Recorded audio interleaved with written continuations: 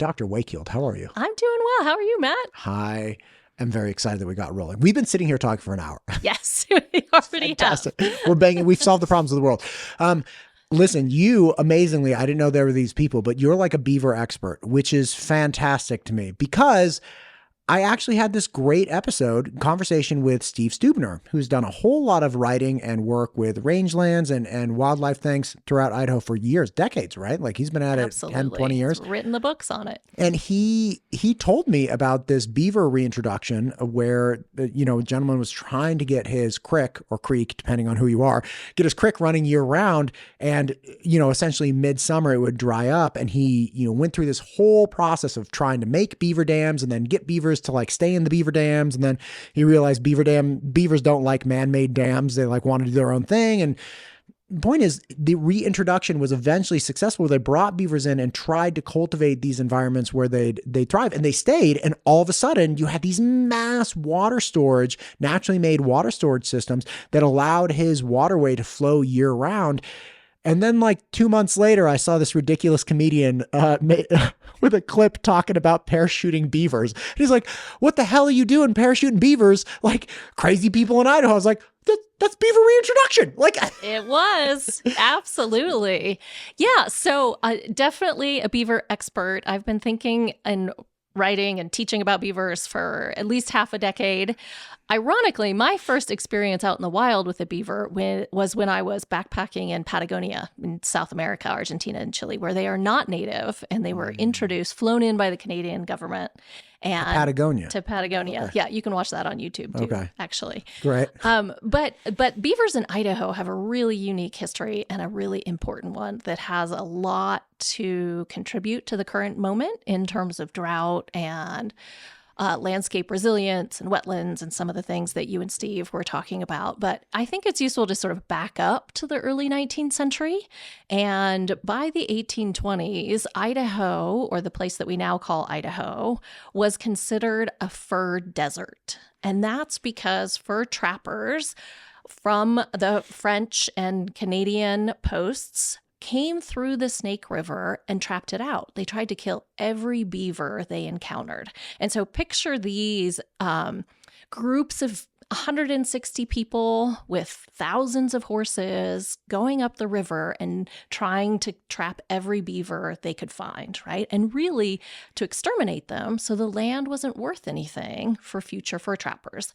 And they literally, by the 1830s, exterminated locally beaver colonies. There were none to be found. And all of the time before the 1820s, the landscape was almost entirely manipulated by these little grubby engineers, right? And what they do is pile sticks in the creek, in the stream, in the river, and divert it to slow down nature's natural processes. And that's good for almost everyone, right? That's good for the fish who need cold water in deep pools. That's good for the insects that the fish might eat. That's good for the birds that prey on those fish and those insects. That's good for the whole ecosystem. And so the beaver sets up its nice little lodge. And beavers, by the way, are not predators. They're little vegetarians, and they get all of their nutrients from the cadmium right under the bark of a willow or other yummy, tasty little thin trees that grow really well right next to a stream. And so that's what they're trying to get to. That's what they're trying to eat. And then they set up a lodge. May I ask a quick question? Sure. Okay. The lodge is distinct from the dam, though. That's right. Right? So like they create a dam as a mechanism to deepen the water, and then they make their lodge in the deeper water. That's right. So the lodge is their house where they can get out of the cold and stay warm all winter, and they can store some eating in there. It's where their young grow up, right? Sure, and are sure. protected. But the dam is how they manipulate. And there's lots of different ways that they make dams. There's bank dams that they can burrow along the side of a river and put a dam in the side. Beavers are naturally drawn to the sound of water.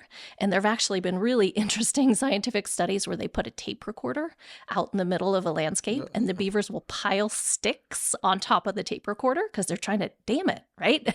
That's the trickle of water just triggers them to want to block it. And so that's one reason they become a nuisance, is because they hear the running water and they go investigate, figure out, oh, would this make a nice happy spot for a beaver? And then they manipulate it. And it doesn't matter to them if that's a leaky faucet, if that is an irrigation canal, or if that's like a tributary of the Snake River. And so they go and they try and manipulate it. So if you take one beaver out of that system, but your water is still running and trickling, guess what? You're going to get another beaver, right?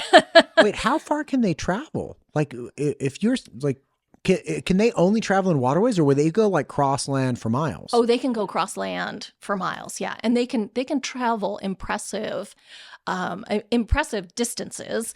But the problem is, if you're a mountain lion or you're a wolf, that is like one juicy meat nugget. I was going to say, like, across the street, this furry little big-tailed ding-dong just like running looking for a tree, and a little tiny waterway. And so the conditions that a beaver needs, they need that running water, they need something to eat, those willows, and they need a deep pool to get away from those predators. Those are the conditions they need that make their habitat. There's other things that might enhance it, but really that's what they need. And they can find those in urban areas, but they can also really find them in remote and rural areas as long as there's enough water. Okay, let's go back to the 1830 then. Yeah. Okay, so Idaho was a wilderness area that had the landscape being aggressively manipulated by the little meat nuggets, as you say, right? Yes. So the beavers, and again, that made the, at least to some degree, lasting impressions upon the land, right? Slowing down waterways, diverting things. As they get exterminated in 1830, we have no more of that. So like, I can't imagine that it was more than a few years before, again, the swelling of the stream started knocking out a lot of the dams. Did that lead to a faster flow of water ultimately down the Snake? Because people talk, for instance, the Snake River dams. I've had Brian Brooks on and a number of other people, and they were saying, look, the salmon actually get harmed because instead of taking 3 days to go from where they spawn and hatch, 3 days to the ocean, it takes like 27 days, right? And it's a problem with duration of time and, going through these dams. But I have to imagine that things started flowing much faster than they had before once the beavers got eradicated, right? Like, that's right. And this idea of a stream as being something that's sort of straight like a bowling alley becomes to form in people's mind. And that's a really disconnected, unhealthy stream because it's not allowing the water to spread out across the landscape. Right? And so you want it to be wiggling. Nature's inefficient on purpose, right? Because that spreads the water out for everybody, lets it soak in. But if your water is rushing through there super fast, it cuts down into the dirt and the soil. And so it gets deeper and deeper and deeper in a canyon. That might be fine if, you're Hell's Canyon or the Grand Canyon, and that sort of chisels through the rock. But what we're talking about is in something like the Snake River Plain that's really high and uplifted and has really great soil. When it starts cutting into it, then that water doesn't have any time to spread out and grow the grass or feed the trees or sort of otherwise be connected to the landscape. And so if what you want is healthy water on that landscape, beavers are a really important tool for doing that. And they did for forever. Tens of thousands of years, right? Got it. And beavers were a really important part, it's worth mentioning, of many of the cosmologies of First Peoples all across the West. So the Kootenai and the Salish peoples have stories about beaver bringing fire into their landscapes and having the water and fire elements to it. There were really important ceremonial purposes of beaver and beaver pelts and beaver tails for the Shoshone-Bannock and the Paiute as well. So lots of different ways of working with and understanding, but the fur desert happens. And wait, is it Kootenai? It's not Kootenai? Like county? My understanding like is like County. Shoshone and Shoshone. You can say it both ways. Okay. It and depends. the Paiute? Paiute, not Payette. Not Payette. Payette is a French word. Okay. Paiute. And is a peoples. Yes. Kootenai. And Kootenai. Not Kootenai. I don't know. Somebody from Kootenai is going to give me a call. I'm always like, oh, you're such one of my first episodes, I said, the 55, Highway 55. And somebody emailed me immediately like, it is not the 55. It is Highway 55 or 55. Go back home. I was like, no, oh my God. This is why mispronouncing Idaho is a thing, right? You also can't say Boise. That'll get you get you ejected. I know. Really early. Wait, how do you mispronounce Idaho? It's a made-up word. So it's always been mispronounced. Wait, what is it supposed to be? Well, it doesn't mean anything. It was invented by Congress. They tried to name Colorado, Idaho. And people in Congress were like, wait, what is this? But I don't want to live in Colorado. Well, it's a Spanish word, right? That's all different, amazing. Another episode. Okay, so we have the fur desert. So you have the fur desert, then you have white settlement, you have the Oregon Trail, you have the city of Boise grows up, Idaho becomes a state out of the territory. And around 1900, Idaho state government starts to get organized and gets a game commission and prohibits hunting beaver, right? Puts a moratorium. Now at this point, we still, like, maybe we had a couple, but it was still like absolutely decimated compared to the tens of thousands we used to have. That's right. And the flooding in Boise is tremendous, right? Picture the Boise River right now. Okay. And it goes 300 feet in each direction every year. Right? So Boise State, downtown, all covered in water, depending on what the snowpack looks like. And you have tremendous floods, right? And some of that is caused by the beaver, but some of that is also because there's no, to your point before, dams on the rivers to There's no the water collection. There's and reservoirs. Delay. And management of that river. So Boise couldn't exist without, sort of really careful attention to not just the irrigation canals that we live on top of, but also to the management of the river and the storage of the water, in particular in the spring. But at the same time, the furry little critters wander back. Right? And they're setting up in different places. They do not go fully extinct, but it was a hardcore press. And beavers were the Hudson Bay Company was the Amazon.com of the 19th century, right? They sold everything. They had all the money. You could get whatever you needed from their trading posts. And they controlled it. They controlled every market. And the beaver pelt was the transaction that mattered for settling the West, right? It was this really important currency. But then it wasn't. And all kinds of other markets start to develop, and the beaver crawls his way back and starts to set up shop all over the state of Idaho. And by the 1940s, there are so many beaver in McCall on the lakeside that they're flooding the logging mill. And the beavers are getting in the way of the city as it starts to build roads. And around this time... And this was 1940s. Okay, great. Right? And so enter in Elmo Heater, who was a parachutist in World War II. And he'd returned to McCall and got a job as a fish and game agent. And he's dealing with complaint after complaint about beavers. Mind you, there is no animal more complained about in Idaho fish and game history than the beaver, right? There are all kinds of things that these pesky little rodents do. They clog, as we've said before, irrigation canals and waterways. They cut down really pretty vegetation that people are often fond of. And they're just sort of in the way. There are all sorts of reasons for people not to like them. So Idaho Fish and Game got an earful about these pesky beavers, and Heater has this idea.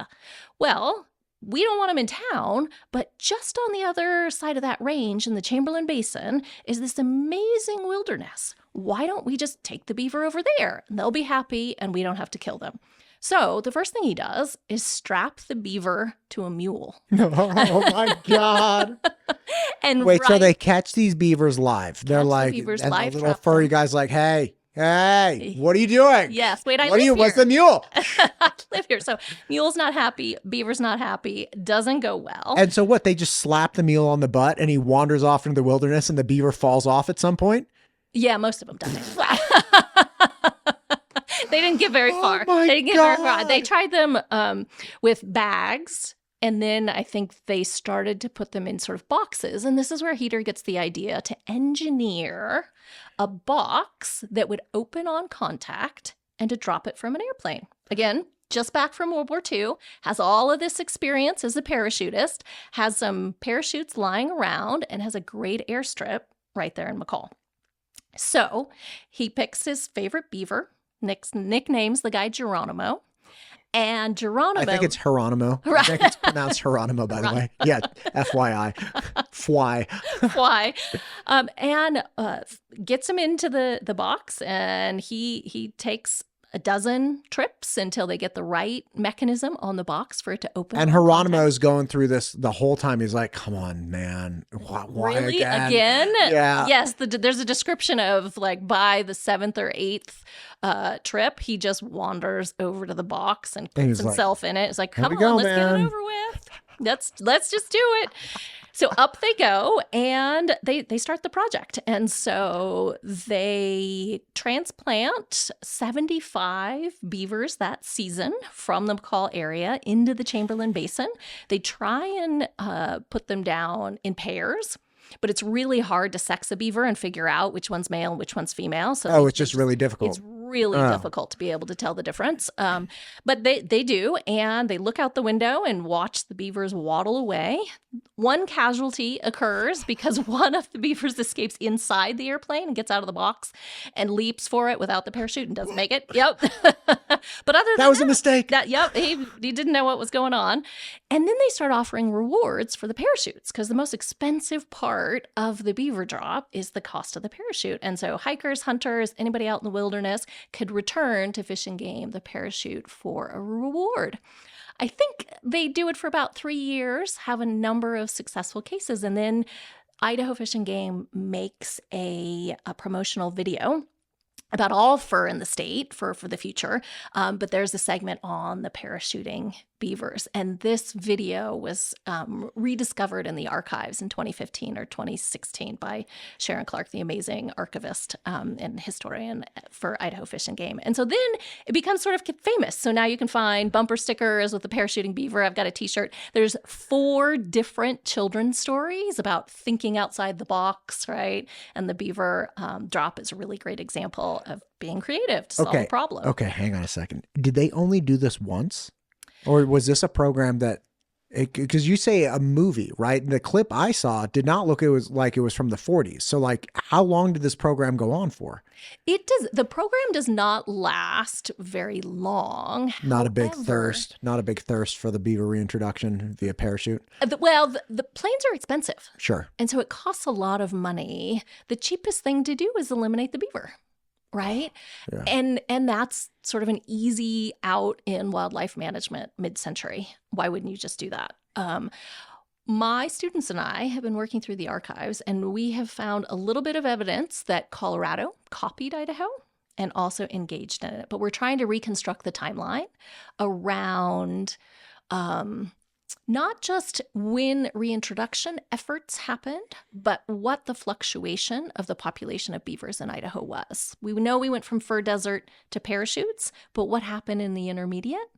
And then also after parachutes, we sort of fast forward to you and Steve Stubner and the idea of beavers being these really important partners in restoring wetlands and returning water to the landscape. And that's really good scientific research of the last 20 years has shown their capacity to do that. But that's a big gap from the 50s to the 2000s. There was also a lot of beaver restoration work that was happening, a lot of it right here in Idaho. And we're trying to pull out and reconstruct some of those stories to be able to understand what happened to the Chamberlain Basin, for example, after restoration. We know the parachutes brought them out there.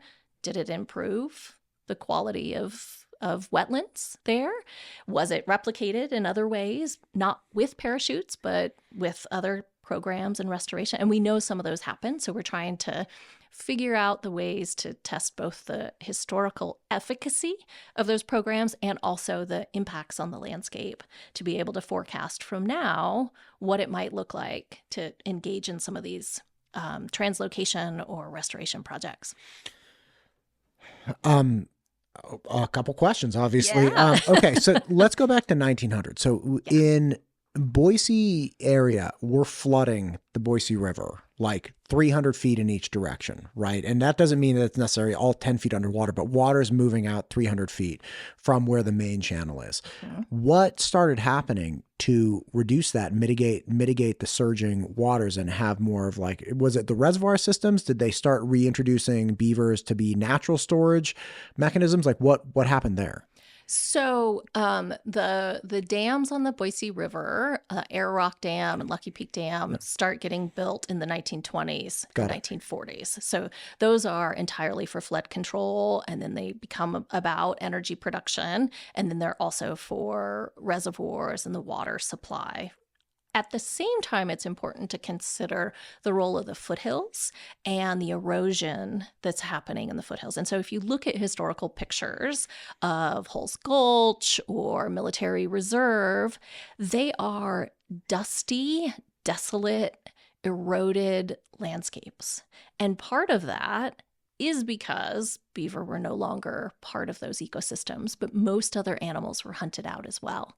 And that was sort of an initial effect of settlement. One of the really neat legacies of having public lands around Boise is how vibrant those spaces have become for wildlife. And I mean, we have moose come down to Elm Grove Park in the summer, in the springtime almost every year. And most wildlife use the river as a corridor when spring happens and the snow sort of melts. So those are still really vibrant and important parts of the landscape for wildlife, but they've been also conscripted to be part of the infrastructure for the city. And so they've been constrained in ways to have the greenbelt alongside them and to have the first airport was where Boise State is now. And the investment in that infrastructure is an enormous one, and it can't be flooded every spring by the river, right? So and this is not just true for Boise, almost every Western city, take Reno, take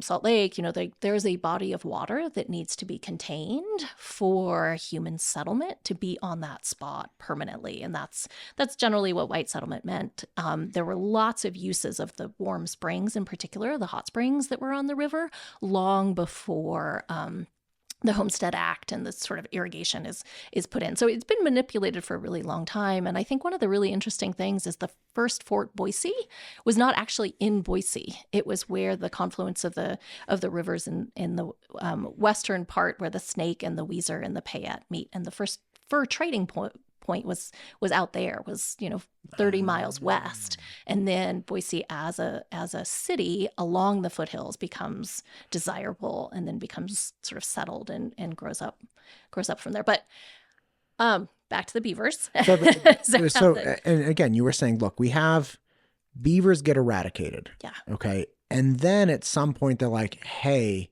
maybe these would be valuable in like the 40s. And there's some gray area where between eradication of the 1830s and like the 1940s, where beavers were trying their little hearts out to establish themselves. The landscape takes a huge hit because, they're not super successful. And then in 1940, they're like, all right, let's intentionally reintroduce these with no real ROI, like financial ROI. So it's very hard to sustain a program like that just because. And then you said there was an act where they started preserving these animals and saying like, that was like 1910 or something, when they were like, hey, you can't hunt them anymore. So somebody figured out, hey, these are valuable to us for a number of reasons. And then 30 years later, they're like, what if we intentionally move these things around instead of killing them? But the idea was, look, the beaver became an asset not just for its pelt, but an asset as a wild piece of the landscape that helped us exist better. A nuisance at times, but also very, very valuable, like in the early 20th century. That's kind of the idea. Absolutely. Got it. Yeah. And beavers and humans are the only mammals that engineer things, right? And sort of move the landscape around to manipulate it for their own purposes. And so, I mean, that's why the mascot for MIT, the School of Engineers, is the beaver. And, I had no idea. I had no idea. Yeah. That's great. So they have long been recognized to have that capability, but its absence, especially in the arid West, had been under-recognized as part part of the landscape that people sort of came to know as dry. But the beaver comes back. There's no act of Congress. There's no Endangered Species Act. The critters just start crawling down the rivers, and they're protected, right? So people aren't they don't have a market value like they once did, and then they are nominally protected. There's a range of different protections that sort of happen from the 1900s to the 1930s. But again, Idaho's working this out. We don't need the federal government. It's like they're like, hey man, listen, just leave them alone. Hunt something else. And there are various game agents and officers that recognize the utility of the beaver. So Roger Williams is a great example that spends 40 years really from the 1950s to the 1990s, reintroducing beaver at various places all around the state. So he traps them, he moves them into different landscapes, he takes pictures, he revisits the place where he'd reintroduced them 10 years later and takes notes on it. And so he's one of the pioneers of this idea that beavers can contribute to healthy, especially rural and rangeland landscapes. And they can do it as this tool that requires very little investment by humans. It's not a bulldozer and a pipe, right? It's setting this animal to do what it naturally wants to do. What you can't stop it from doing. Right, exactly. Just let it go, and it's going to run like a little. So, and what an incredibly long and arduous fact collecting process where listen, this will work in about 10 years, yes. right? And you have to have hard evidence to justify that, saying this is what it was before. This is the depth of, let's say, the soils. This is sediment. These are the plant lives. And then 10 years later, this is what it looks like. And these are our, objective metrics of ecosystem health. We have, different types of fish. We have, more depth of topsoil. We have, less erosion. We have more, whatever it might be. And it's okay. And this is literally I dropped them off here in 1960 and 1970. I take the second picture and boom, you can see the difference. Then it's okay, this guy was from 65 to 75. This guy was 71 to 81. You have to keep collecting this data so you have a compelling video, at least somewhat image log of, look, objectively, this is the difference by reintroducing this animal. That's right. And the difference is beavers don't take commands, right? They don't go okay, I want this part of my ranch to have they do what looks good to them, and sometimes they get eaten, sometimes they wander off somewhere else, right? So they are unreliable in terms of affecting the this beaver just wanders. He's this place sucks, I'm leaving. Yeah, he just wanders away. It's no, come back, Steve. Steve right? the beaver. I'm going where I want. Yeah, right. But there's an incredible suite of researchers that exist across the U.S. Geological Survey right now. Utah State University has a big group of them. There are a lot of consultants and sort of different biologists all across the country that have been doing work in beavers for 15 or 20 years that has created this really compelling story about the capacity of beavers to engage landscapes in what they call process-based restoration, right? And so instead of putting in mechanisms that have to be maintained, what beavers help some landscapes do is kind of reset the processes that slow down the water and allow it to stay on the landscape for a longer amount of time. And in doing that, connect the fast-moving stream back with the larger landscape. And that process-based restoration can also be mimicked. And so when we talk about beaver dam analogs or PBR, process-based restoration, those are often human-made engineering mechanisms to try and replicate what a beaver would do. So you can take a series of fence posts and put them in the middle of a stream and then weave willow between those fence posts, and it'll act like a beaver dam.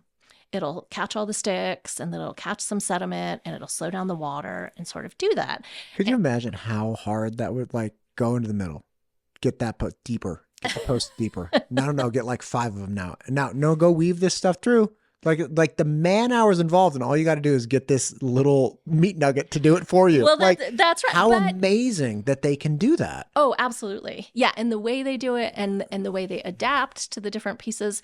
But one of the things that researchers have found is that a beaver's more likely to stay on the landscape if you get it started for them. right? And so it's sort of like there is a partnership that allows the conditions for that beaver's success to happen. And so the process-based restoration can create some of the effects that are desired on its own, whether or not a beaver returns. And then sort of gold star restoration might be starting the process, then relocating some nuisance beavers on top of the process, and then the beaver takes over and manipulates the system more to their liking. And there's lots of examples of this happening in eastern Idaho, in the Owyhees and the Danskins, across the High Divide, in other states as well. And one of the neat outcomes of that kind of restoration is that, number one, it's not that expensive. Parachute expenses absolved. But, I mean, it isn't like taking a bulldozer and rerouting. Right. Or building You don't need huge like an auger dam. or like some big thing. It's like, just get the little guy. Yeah, and there's there. a lot of expertise that goes into moving beavers, and that's something the state does. Don't try that on your own. But it's a pretty low-tech approach with a pretty high reward. And I think it's an extremely hopeful environmental story to take this animal that was not protected but wandered back and did its thing and really added some of the attributes that the West needs more than ever. Water on the landscape later in the season, more resilience, more habitat for other creatures.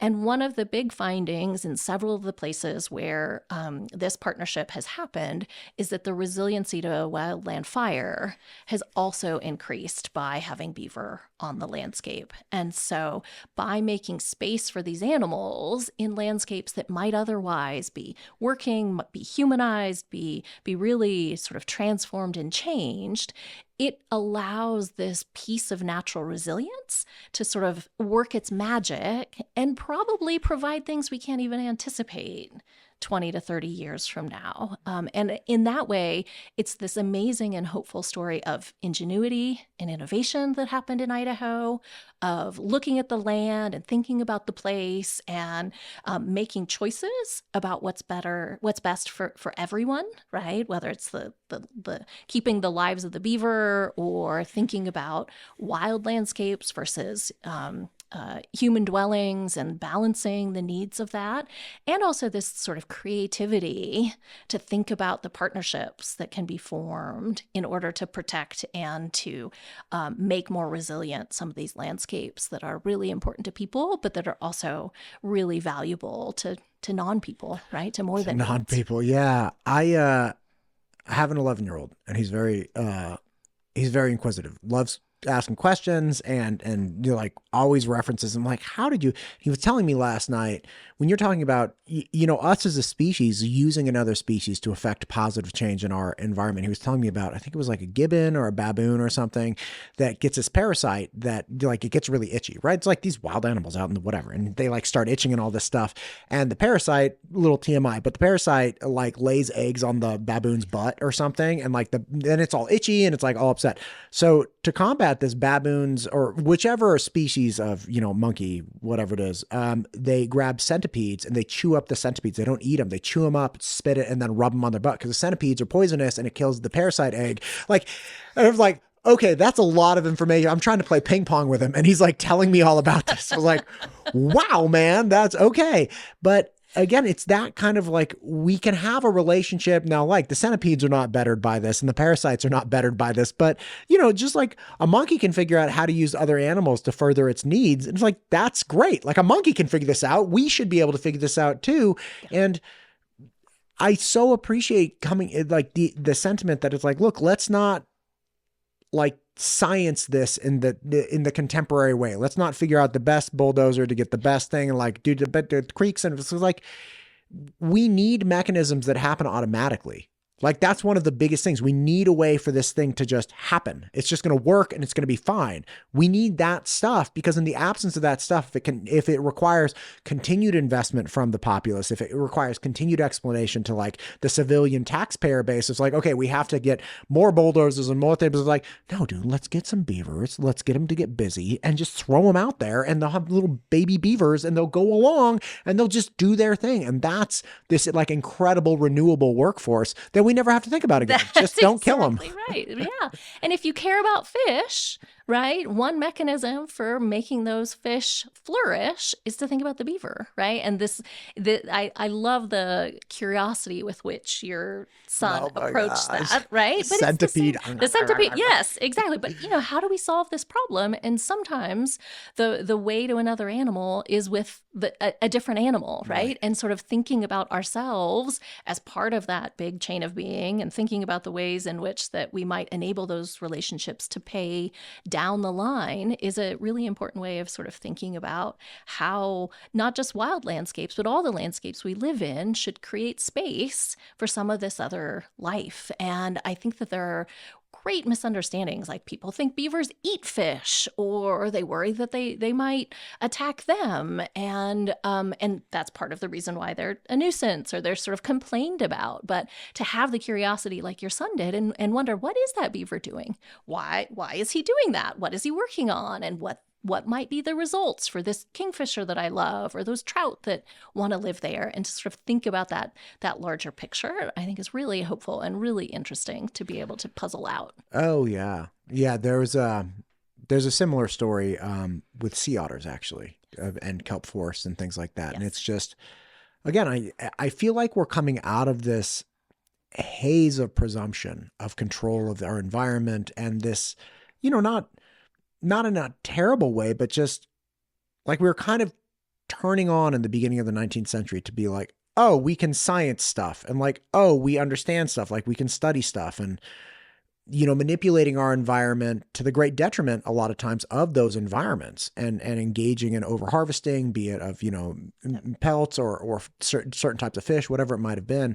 And then realizing the real answer at the end of the day, a lot of times, is to try to reintroduce the environment to itself, where it's like, what was here that existed that created abundance? What was here that existed that created this relationship that yielded out this byproduct that we really liked?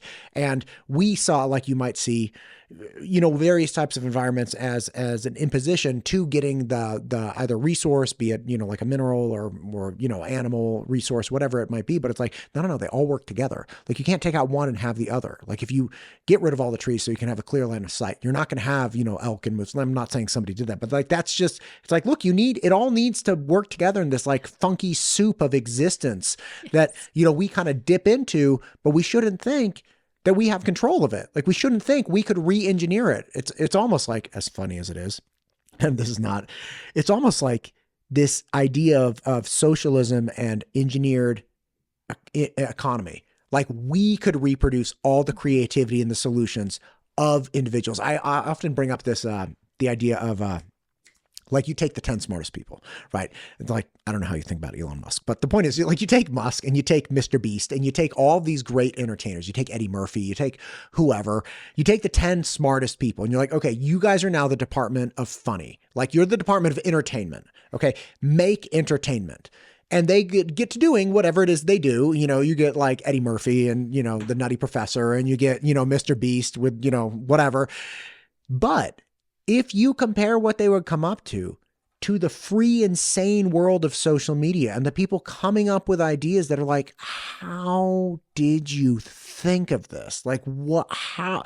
And it's hilarious. And there's something about it that you would never think is funny, but because of the chaos of the swirling system and the creativity that's unleashed into it, it's like, you can't engineer that. You can't plan that out. Like, that's just, it happens. Like, just make a fertile environment and things will come out of it. And again, I feel like we're kind of coming to the tail end of this idea that it's like, oh, we can re-engineer this. Like, we can do this better than nature can do this, and we'll still get the same products. Like, yeah, or not. Like, or not. Like, you can't re-engineer the beaver. Like, that guy's going to do things that you'll never be able to do or understand. Just like, get a bunch of them and get out of his way. That's right. That's right. Millions of years of evolution and, sort of perfection of the things that animal is intended to do. And I think that what you're describing is sort of Matt, what the past is for me. Like thinking about history, like we could sort of sit around the table and try and think it up, or we could look at the stories for the past and see all of these amazing windows and doors into alternative pathways that have already been built, that have already been thought through, and that exist in the places and the people that are right around us and are right for us to inquire about and try and understand. And there's so much about history that it's so crazy. You can't make it up. Like who could dream up parachuting beavers, right? I keep coming back. It's so damn wild. It's nuts. And also amazing in terms of a story that's out of the box and just like the sort of willingness to engage with the true nature of the problem and how you might solve it to everybody's benefit. And I think that there's this sort of misconception that the past is full of bad, negative, all these things that people did wrong. And sure, we would do the past different if we got to go back. But I do yesterday different. Like, get out of here. Yeah, who wouldn't fix last week? Yeah, and there's no fun in that, right? Yeah. But I think that there is a lot of fun in thinking about all the amazing things that people did because they were actually trying as best as they could with the tools that they had to do something in a different way and to think through for the best of their ability and to the betterment of the world how to solve a problem or how to fix a dilemma and make it better for everyone involved. And that spirit from the past, I think, exists in lots of really neat examples, especially when we're thinking about the geography of Idaho and the people and the places that make it what it is. Yeah, and even you say people and places. You look at anthropology itself is ripe with these examples of researchers going places and meeting native peoples and being like, why are you guys doing it this way? Don't do that. And they like change one tiny thing. Like, don't make the fire in the hut. That's a bad idea. And then it's like everybody gets malaria because the mosquitoes like get into the hut. And it's like nobody could see. It was like there's so much complexity. And again, they're not trying to hurt people living in the hut. They were just like, hey, this is really bad for your lungs. Like all this particulates. Like, yeah, but we live in life is really hard here. We have these bugs that are going to like eat us and kill us. And like, we have these diseases and we have this stuff. Like life is hard and we're all trying to adapt. So yeah, like not nefarious intent, but man, that was a miss. Right. Yeah. Doctor, I really appreciate you. I cannot believe you live here. And that I stumbled onto you because I literally saw this thing and I was like, that is wild. And then a week later, I meet somebody who's like, I can connect you with somebody. Oh, and there's so much Dr. more. Wakild, she knows about parachuting beavers. I was like, you got to be screwing with me right now. Yeah, I would love to have you back on to keep talking about this stuff. Because again, every time, like the more people I get connected with, the more I'm like, this can't be real. And it is. And it's so cool. And again, I just really appreciate you coming on today. Oh, thanks for having me. Did talk. we miss anything about the parachuting beavers?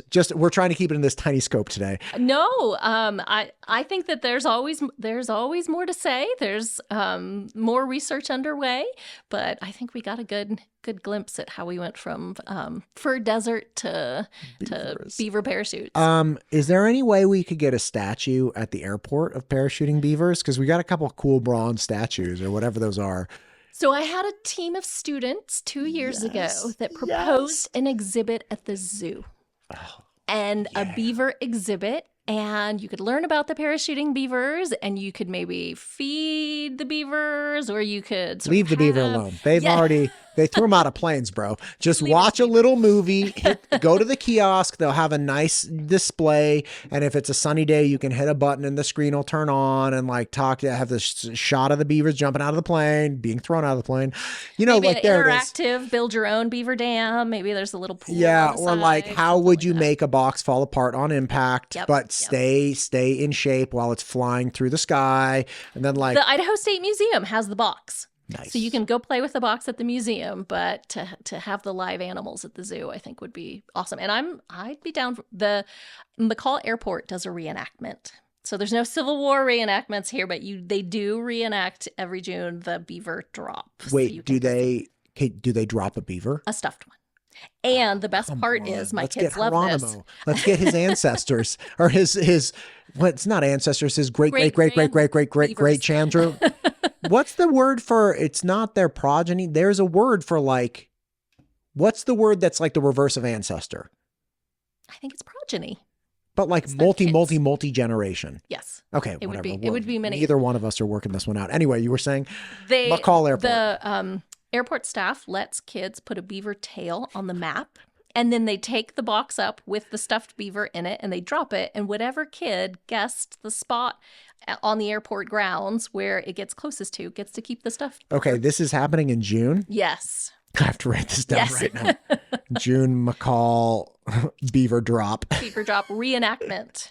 Amazing festival fair. You get to tour all of the different airplanes, and Oh my God. it's a great place. This place is lit. Yeah. Like, I love Idaho. I just, We're a lot of fun. God, man, really, you know, who saw me here? Anyway, before I forget, like, don't you have events coming up too? We were chatting about these briefly right before the show, right before I hit record. Yes, Matt, Okay. I would love your listeners to know about a Hell's Canyon retrospective conference that's happening April 15th and 16th. So the evening of the 15th at the Egyptian, the Andrus Center at Boise State and the McClure Center at the University of Idaho have partnered with the Egyptian and Idaho Public Television Nice. to I met the GM of public television like a couple weeks ago. Great guy. Just met him in passing at a coffee shop. Super nice guy. Super nice guy. They have pulled their Hell's Canyon footage from the last 30 years and are going to show some short films. And we also have a couple Idaho Power films. So film series at the Egyptian the night of the 15th. And then on April 16th on campus at Boise State, we're having a day-long conference about how the National Recreation Area at Hell's Canyon came to be. It's a really great story of collaboration and compromise. It's a great story of politicians working hard to make sure Idahoans are represented in this important public space that not only gives them recreation access, but allowed private property and working landscapes to be within the reserve. It's a great partnership and a really neat and fun story. The other event that I would love for your listeners to know about is that I've been working on a project for about 5 years with Maria Gonzalez Cardenas, who is a really important Latina activist in Idaho. She runs her own business. She's a court translator and reporter. She's worked all sorts of different things, but she and I have put together a story of biographies of Latinas in Idaho. So 50 different women highlighted from 3 different generations from the 70s to the present. And we'll have a panel where several of them will be sharing their stories at the Idaho State Museum on Saturday, April 12th at 3 o'clock. It's free, but you need to register in advance and you'd be able to buy the book if you came to the event. Buy the book. Okay, so we have the Egyptian, and then the other one is with the Latina activist on, what's the date of that one? April 12th. April 12th. Okay, and the Egyptian is April 16th. April 15th. 15th, excuse me. And then the day-long conference is on Boise State's campus on the 16th. Fantastic. Yeah, and our website, I can give you the information to register for both of those. Perfect. Doctor, thank you for coming in. Thank you I greatly for having me, appreciate Matt. you. Let's do this again. We're going to rock and roll. Awesome. Thanks.